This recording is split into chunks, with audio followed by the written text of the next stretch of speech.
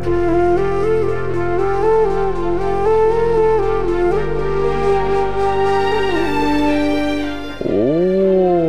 বাবা, দেখো দেখো তোমার দিদুনকে দেখো, শাড়িখানা পরে কি সুন্দর লাগছে। তোর দিদুনকে একবার তাকিয়ে দেখ। কিন্তু চোখ ফেরাতেই পাচ্ছি না গো। হ্যাঁ আঙ্কেল, এখন থেকে আন্টি এরকম সুন্দরভাবে সাজবেন, এরকম সুন্দর শাড়ি পরবেন।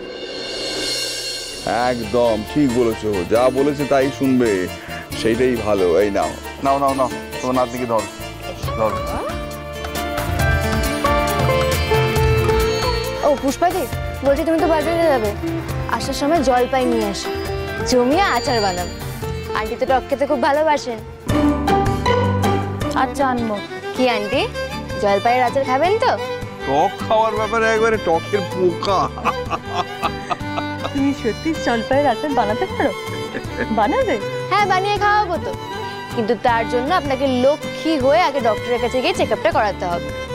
না আর দেরি করো না, ফিরতে সন্ধে হয়ে যাবে। বেরিয়ে পড়ো। হ্যাঁ এই পুষ্পাদি, এই প্রেসক্রিপশনের ফাইলটা দাও। এই তো দাদাবাবু সব এর মধ্যে গুছিয়ে রেখেছে। হাতে করে রেখেছি কেন, দিয়ে দিবি তো আগে।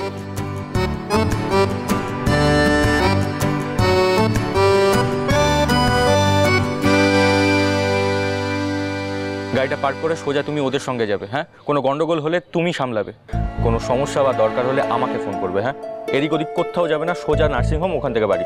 আপনি একদম টেনশন নেবেন না, আমি খুব সাবধানে ওদের নিয়ে যাব, নিয়ে আসবো। আসলে চিন্তা হচ্ছে নতুন মেয়েটাকে নিয়ে, সবে জয়েন করেছে, এখনো ঠিকমতো খোঁজ খবর নিতে পারিনি। আসল কথা কি জানেন দাদাবাবু, আমরা ওই মানুষ দেখলেই ভালো মন্দ বুঝতে পারি। আপনি ওনাকে কাজে রেখে একদম ঠকবেন না, আমার কথাটা মিলিয়ে নেবেন। তবে একটা কথা বলি কি, যে এতদিন বাদে মাসিমাকে দেখার জন্যে একজন ভালো মানুষ পাওয়া গেছে।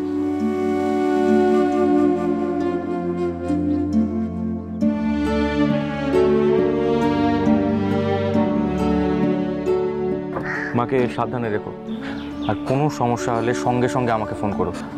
এতদিন তো মায়ের সাথে আমিই যেতাম, তেমন কোনো সমস্যা হলে ডাক্তারের সাথে একবার আমাকে কথা বলিয়ে দিও। আপনি নিশ্চিন্তে আপনার কাজ করুন, আমি আছি তো, আন্টিকে আমি দেখে রাখবো। আমরা আসছি। এই আর দেরি করো না, চলে যাও, বেরিয়ে পড়ো।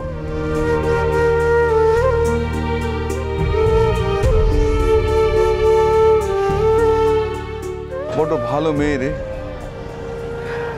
আজকাল এরকম মেয়ে দেখা যায় না, বিরল। আমি শুধু বুঝে উঠতে পারি না, এরকম একটা মেয়েকে তার নিজের সংসার ছেড়ে কেন চলে যেতে হলো।